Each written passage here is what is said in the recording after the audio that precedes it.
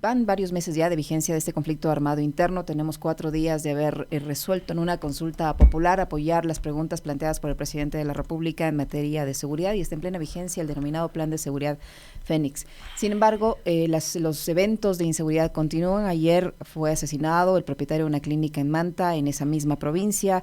Mataron hace pocos días al director de la cárcel del Rodeo. En las últimas semanas han asesinado a alcaldes, y no decir de las extorsiones, de los secuestros, de los casos de sicariato de personas que no conocemos sus nombres, siguen aconteciendo en el país.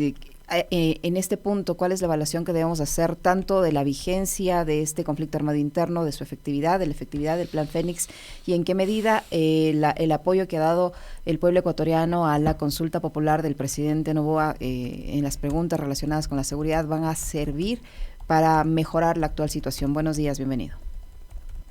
Muy buenos días, muchas gracias por la invitación. Es un saludo cordial a la audiencia y muchas gracias por este espacio. Bueno, yo creo que la ciudadanía es consciente que la política o la estrategia militarizada del gobierno para enfrentar al crimen organizado y a la criminalidad común no surte los efectos deseados y vociferados desde el propio Palacio de Carondelet. Y esto se debe evidentemente a la segmentación, diría yo, a la parcialidad con la que están enfrentando el fenómeno. Ya hemos dicho varias ocasiones que el tema, por ejemplo, de las economías ilícitas tienen que ver con varias dimensiones. Una de ellas, la inteligencia financiera, empresarial, el desarrollo de capacidades de investigación para detectar y mapear lavado de activos, entre otras cosas. Y, por ejemplo, en esa materia, muy poco hemos avanzado en el periodo del presidente Noboa. Y por otra parte, el otro gran problema es que a medida que los militares se profundizan en la presencia en las calles y adquieren mayor control de las tareas policiales, también se está generando una enorme opacidad en torno a la contratación de todo el sector de la seguridad y las operaciones que llevan a cabo con los resultados promovidos. Quiero ahí mencionar dos datos que son enormemente reveladores.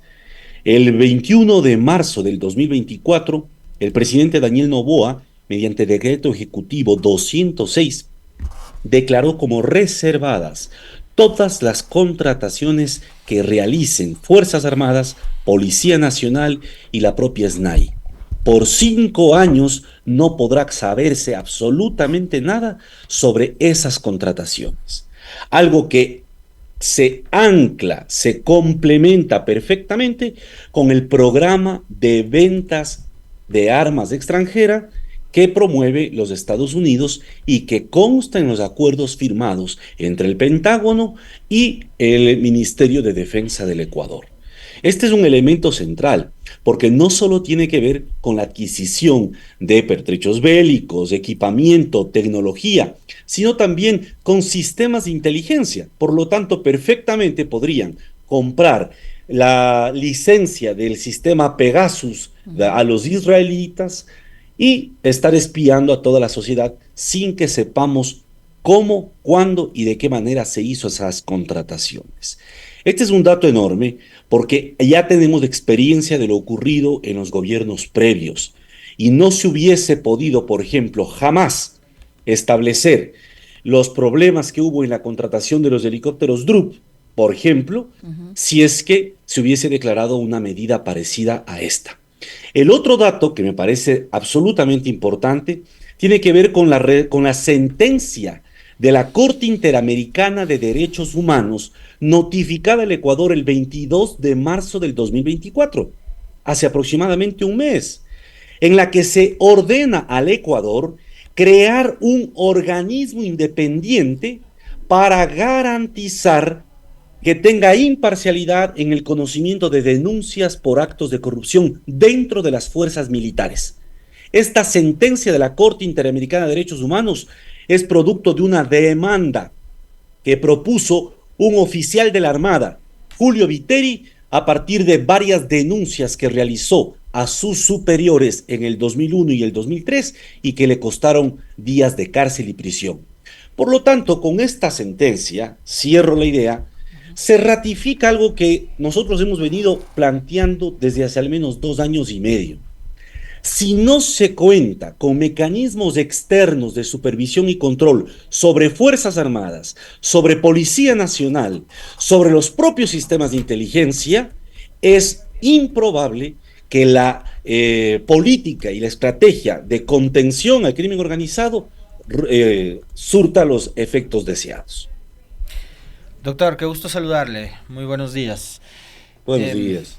Los ciudadanos ahora, digamos, una de las conversaciones más recurrentes y de los comentarios también de quienes se han mantenido críticos con gobiernos como el de Noboa, con perfiles como el de Noboa también, porque el gobierno anterior bastante parecido, ¿no? Gobierno de empresarios, mezclado el poder económico y el poder político, tenían más o menos la misma matriz. Lo que han dicho es, a partir de la aprobación de las preguntas que le interesaban para la seguridad, el gobierno ya no debería tener más razones para excusarse, ni más pretextos para empezar a resolver los problemas que enfrenta el país. Ahora, con una consulta popular, y esto con usted lo hemos conversado múltiples ocasiones, desde la consulta del 2023 de Guillermo Lasso, una consulta popular no es una varita mágica, no es un remedio milagroso, pero ¿en qué medida esta consulta puede ser lo suficientemente eficiente como para que la Asamblea tramite lo que tiene que tramitar, lo que le corresponde, y el gobierno pueda contar con las herramientas legales para poder actuar y empezar a resolver? Pero ¿en qué medida usted cree que finalmente la consulta del domingo puede ayudar a solucionar los problemas de inseguridad del país? Bueno, yo creo y coincido con el criterio de muchos analistas que sostienen que esta consulta ha sido inoficiosa en cuanto a materia de seguridad en grandes temas, porque lo que se preguntó era evidente que ya se venía haciendo por parte de Fuerzas Armadas y en algunos casos era obvio que la voluntad ciudadana iba a darle un respaldo. Creo que en materia de seguridad habrían tres aspectos que merecen tal vez un análisis pormenorizado. El primero tiene que ver con la constitucionalización de la militarización de la seguridad pública, porque por esta ocasión ya se incorpora, se ratifica la enmienda constitucional aprobada en la Asamblea Nacional que permite convertir a las Fuerzas Armadas en una fuerza complementaria a la Policía Nacional en temas de seguridad interna. Esto es un cambio no solo constitucional, sino que le convierte a Fuerzas Armadas en un actor con capacidad de toma de decisiones en la política de seguridad interna del país. Esto va a producir un rediseño institucional sin duda, en donde tendrá que decidirse cuál será el mecanismo de mando estratégico para articular a la policía y las Fuerzas Armadas. Por eso no fue casual la fotografía que se tomaron el jefe del Comando Conjunto y el comandante de la policía depositando el voto en las urnas. Sabían que con esta consulta aprobada y esta pregunta fundamentalmente se abre un nuevo escenario en donde el militarismo tiene realmente las riendas del poder político en el país. La segunda pregunta que merece un análisis tiene que ver con el tema de la extradición, porque se ha vendido a la extradición como un mecanismo o como una panacea frente al crimen organizado transnacional. Y es evidente que ni siquiera la extradición hacia los Estados Unidos garantizará o será suficiente para contrarrestar la ola de criminalidad, por varias razones.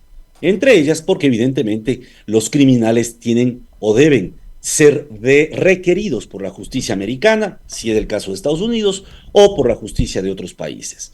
Pero es importantísimo un detalle fundamental. En México ya se tiene estudiado cómo los jefes narcos en varias ocasiones han manipulado el sistema judicial de Estados Unidos para obtener sentencias favorables a cambio de entregar dinero, a cambio de entregar a sus cómplices, a cambio de entregar información sobre sus rivales, entre otras cosas.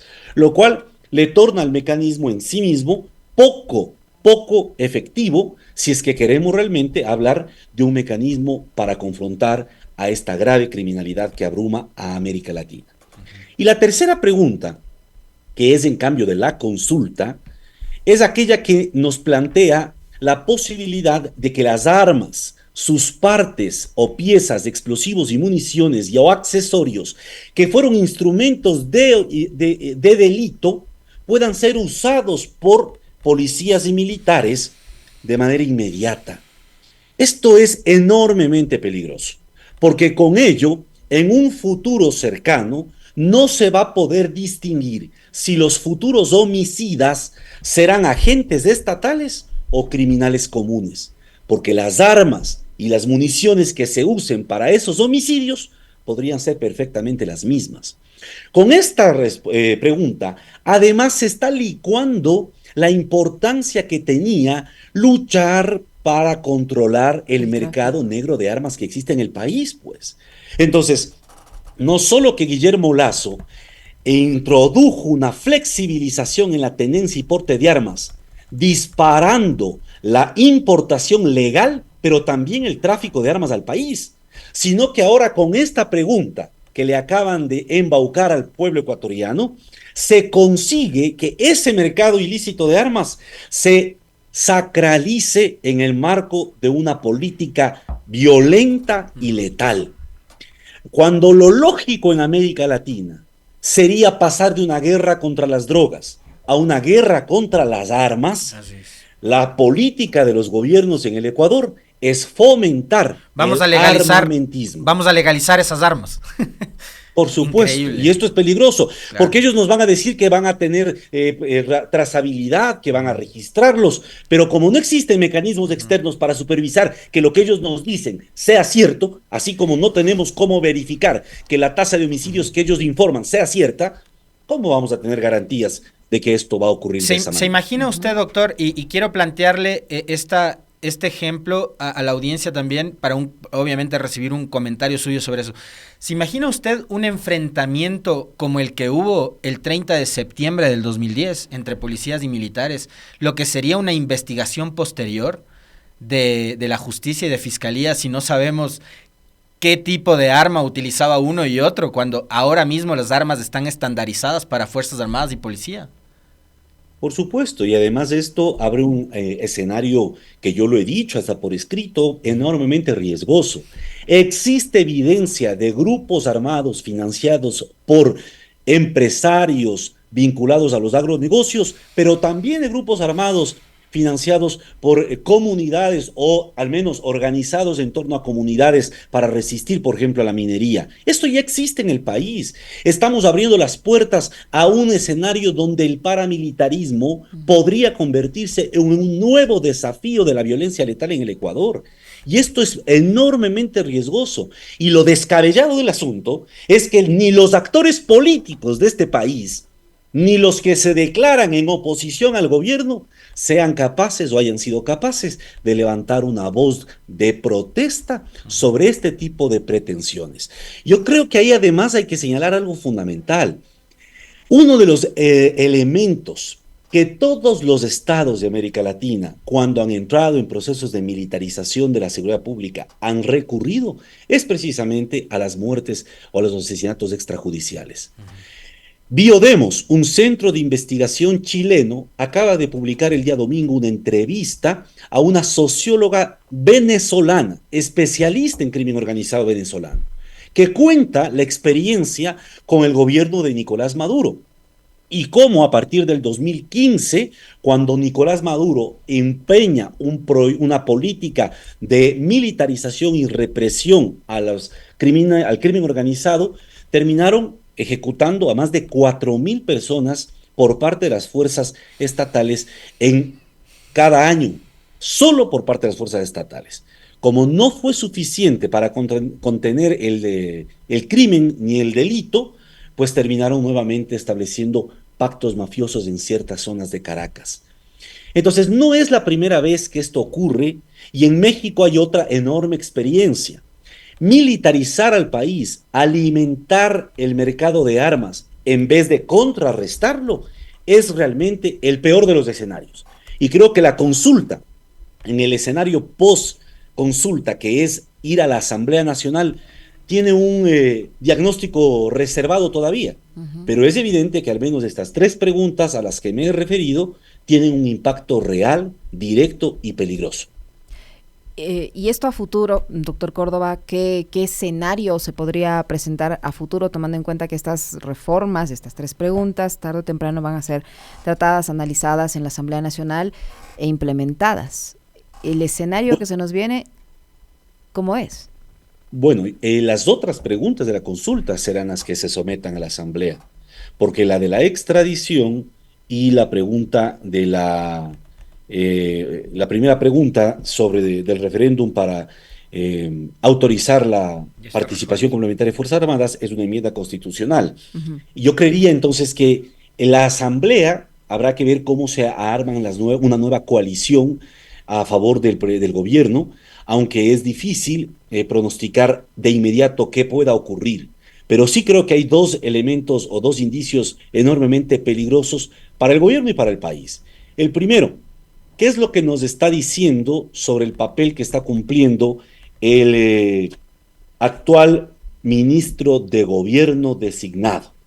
Quien era hasta hace poco, Michel Sensi Contugui, quien era hasta hace poco el director del Centro de Inteligencia Estratégica del Estado. Una cosa que debemos analizar es que este enfoque obtuso de mirar a la seguridad ciudadana, mirar a la seguridad pública como el único ámbito de la seguridad y no entender que hay dimensiones estratégicas del Estado mucho más lesivas, como por ejemplo la seguridad energética, nos está pasando una factura muy elevada. La pregunta que hay que hacernos, por ejemplo, es ¿cuál era el rol que estaba cumpliendo el director del Centro de Inteligencia Estratégica del Estado desde enero de este año que fue designado para informarle al presidente Noboa sobre la crisis energética que se avecinaba? ¿Cuál fue el papel del Centro de Inteligencia Estratégica del Estado para advertirle al presidente Noboa sobre el problema en materia educativa que estamos enfrentando con una deserción de más de 100,000 niños y niñas del sistema educativo en la costa y en la sierra? Pero puede decir que no son sus competencias. Y encima de eso, a este señor le premian dándole ahora el Ministerio de Gobierno. Por Dios, lo que estamos mirando es un gobierno que no tiene idea de cómo hacer un trabajo estratégico para abordar la gestión pública. Y esto sí nos debe preocupar, porque se trata de un presidente que anhela a toda costa ser reelecto en el 2025. Y el señor, de lo que entiendo, el señor Contugui sigue todavía al frente del CIES. Es decir, es como Luque, que está en obras públicas, en energía, petróleo y demás. Es una suerte de superhombres. Lo que está claro es que el gobierno parece que no tiene mucho nombre para conformar equipo, doctor. Eso me parece que está clarísimo desde el momento en que conformó el gabinete. De hecho, hay todavía embajadas en donde no hay representantes, o sea, no tiene equipo Noboa.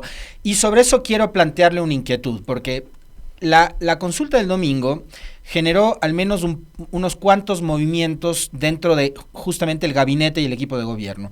Uno es la designación de Contugui como ministro de gobierno, la finalización de ese encargo a la señora Palencia, que ahora sí se va a encargar directamente, dice ella, de la seguridad. Ayer renunció el gobernador del Guayas, el señor Alberto Molina, es decir, ha habido algunas consecuencias y movimientos después de la consulta del domingo. Esto, digamos, ¿a qué corresponde? Por un lado, y por otro también, y citándole a la señora Palencia, quisiera una opinión suya, un comentario sobre las declaraciones que dio inmediatamente después, el pasado lunes. Mónica Palencia dijo que en la última semana solo se han registrado 99 muertes violentas, como que si fuera una cifra alentadora, y manifestó que se han reducido a 27 muertes violentas por cada 100,000 habitantes. ¿Qué tan rigurosas son esas cifras que ha dado la ministra y a qué obedecen estas salidas, por ejemplo, la del gobernador del Guayas?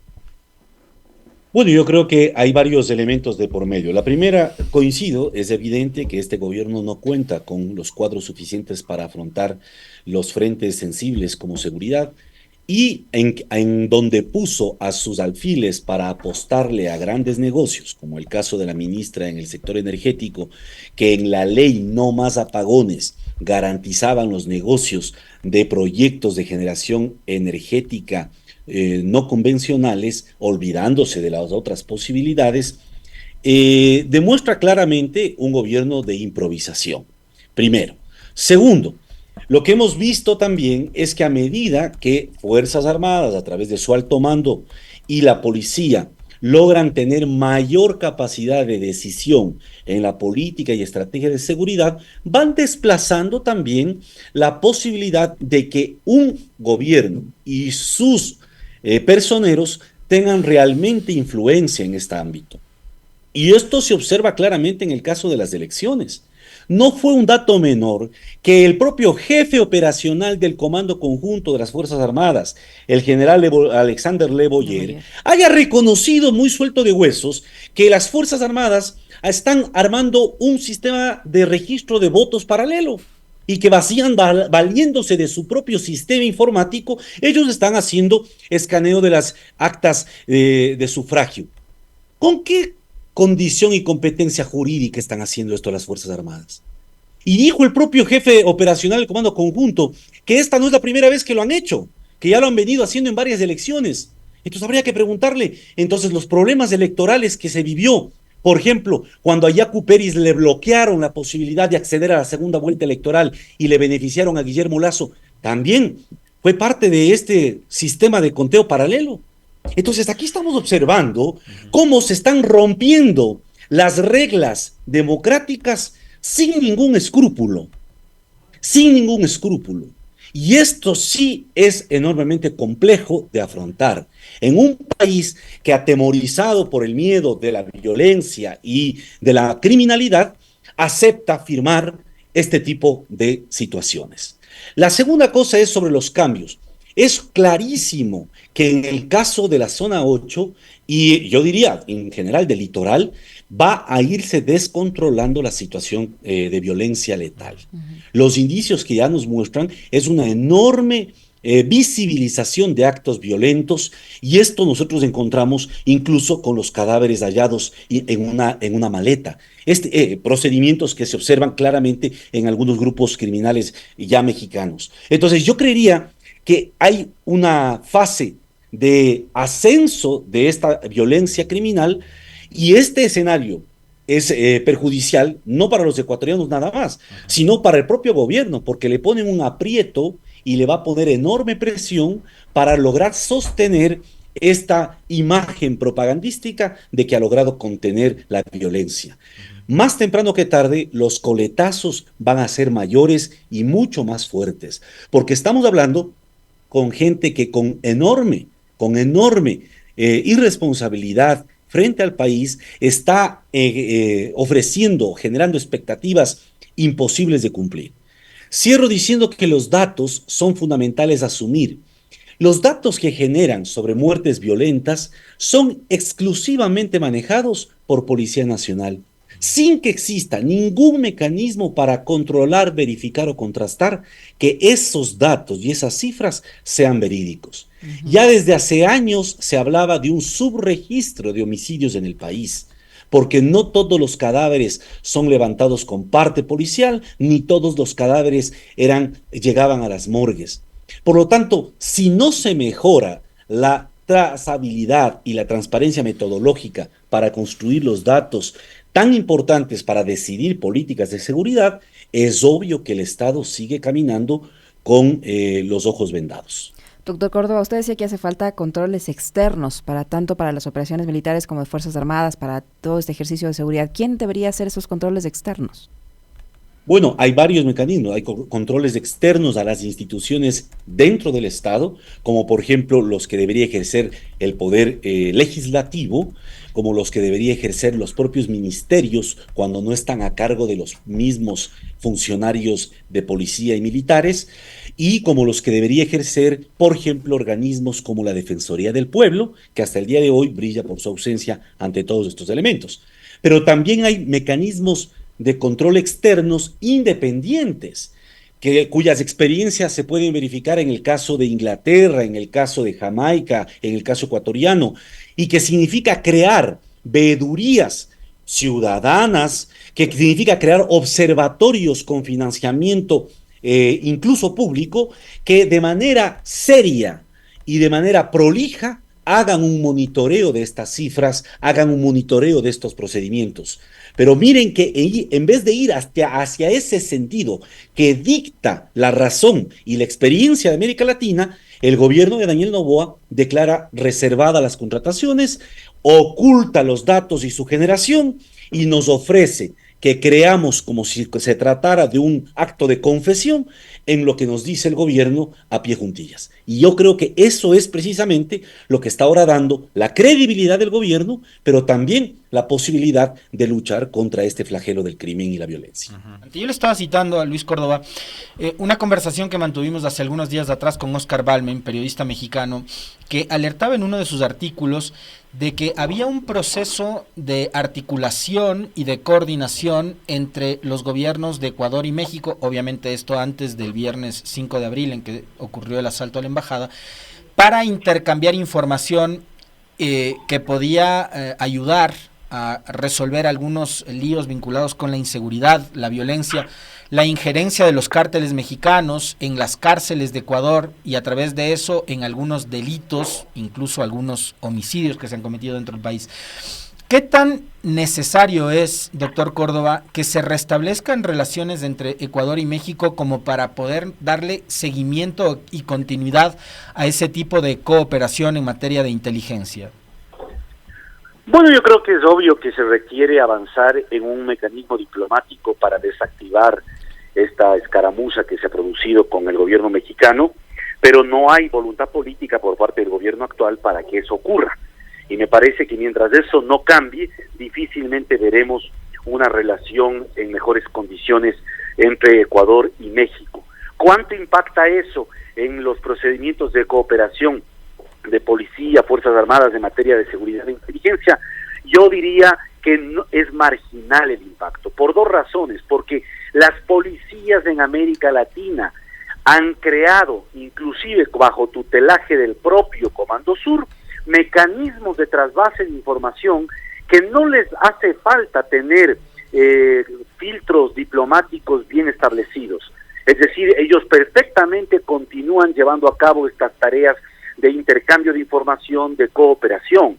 Lo mismo ocurre con la oficialidad de Fuerzas Armadas de América Latina, cada vez que logran establecer encuentros regionales para poder afianzar estos compromisos. Y la segunda razón, porque la gran cantidad de cocaína que está saliendo desde los puertos ecuatorianos tiene como destino fundamentalmente Europa.